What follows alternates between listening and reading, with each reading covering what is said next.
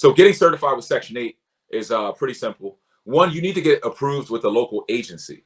So some agencies are going to have you take a training. Like if you're in Philly, there's a training. You used to have to come physically to Philly to sit in the Section 8 office, and they pull out their, like that old TV when you were a kid, and they like roll the TV out. It's movie day in class. Like they bring out some type of old monitor, and then they take you through some presentation. And that's maybe like 4 hours, and then at the end you sign off on a piece of paper, you get your certificate in the mail.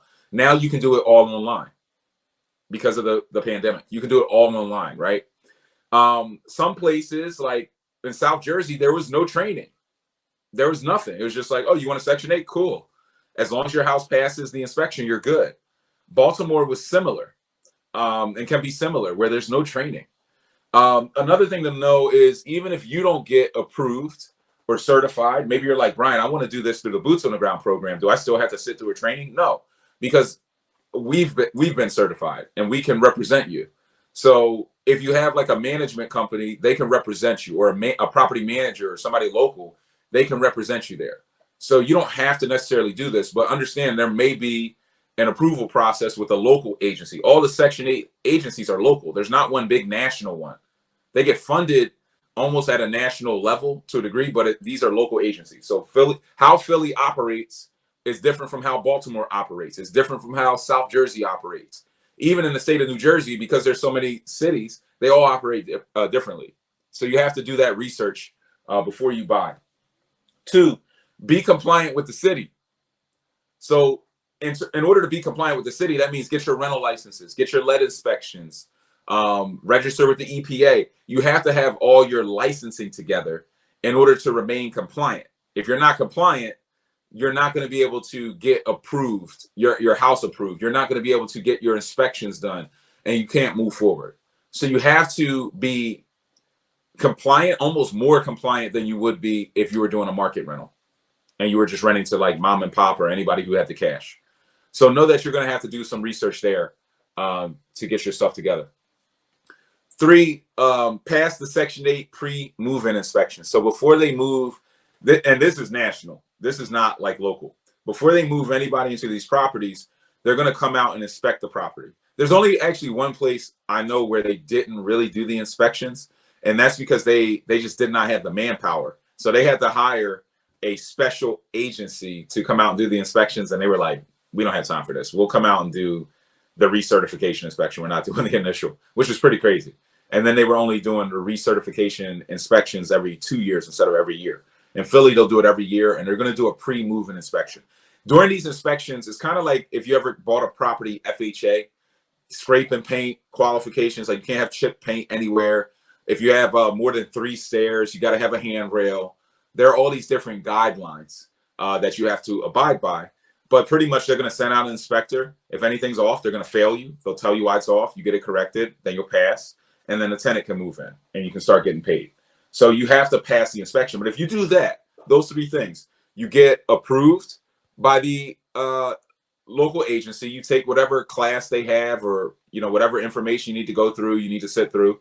You're compliant with the city. You have your rental licenses. You paid your taxes. You're kind of above board there. And then you pass the Section 8 inspection, you're good to go. So that's pretty much all you need to know there. And then the third step for Section 8 in your property, maybe one of the most important, I'll say all of these are important, is just finding good tenants. You got to find good tenants. In order to do this, first, you must learn how to underwrite low-income tenants. So a lot of people will be doing their first Section 8 deal, and they're like, Brian, how's their credit score? I like to see good credit. I'm like, well, you ain't going to see it on Section 8. You might occasionally, but most people are on Section 8 because they've had financial trouble in the past. So even if they're doing well with their credit now or rebuilding it, they got on government assistance because they needed the help, which means they kind of crashed and burned at some point for the most part. Some people are just coming off of living at home, and they're more like they don't really have any credit score. So they have no credit. But you'll see a lot of 500 credit scores. You'll see some low credit.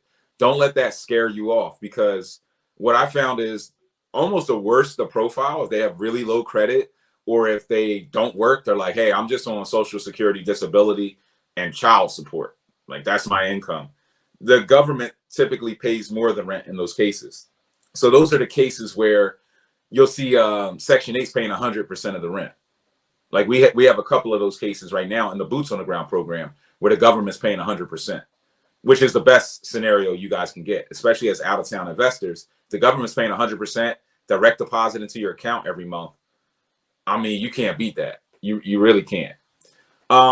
So learn how to underwrite low income tenants. This is something we teach in the 100 Keys Masterclass, our VIP course content. You can learn about this in our Inner Circle program, where you can pick my brain. We meet once a week and you get access to the course content. You'll learn all about Section 8, how to do all of this stuff and more, and how to scale your portfolio from out of state. Because that's how I scaled my portfolio. I didn't scale my portfolio because I lived in Philly and it was just super easy. I was out of state. I was living in New York, buying in Philly, buying in Baltimore, buying in South Jersey, buying in Delaware, buying in Texas. So investing out of state is like, it's the way. It's the way. I've done over 300 deals out of state and counting. Soon I'll be telling you guys I've done over 400 deals out of state. But I'm saving that for when we get there. Number 2, market on multiple websites. Affordablehousing.com. You guys can check that out. That's a good website and one that you have to market on, but you need to market on multiple websites.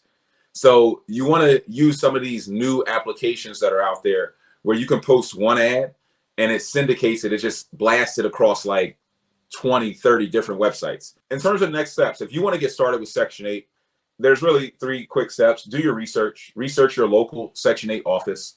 Learn what they need in order for you to be compliant, in order for you to get started. If you have to sit through some courses, do that and then get, approved with your Section 8 agency. Reach out to me with more questions. You guys can DM me, email me, text me, however you got here. You know how to get a hold of me, but reach out with questions. Always do your research and your homework before you purchase.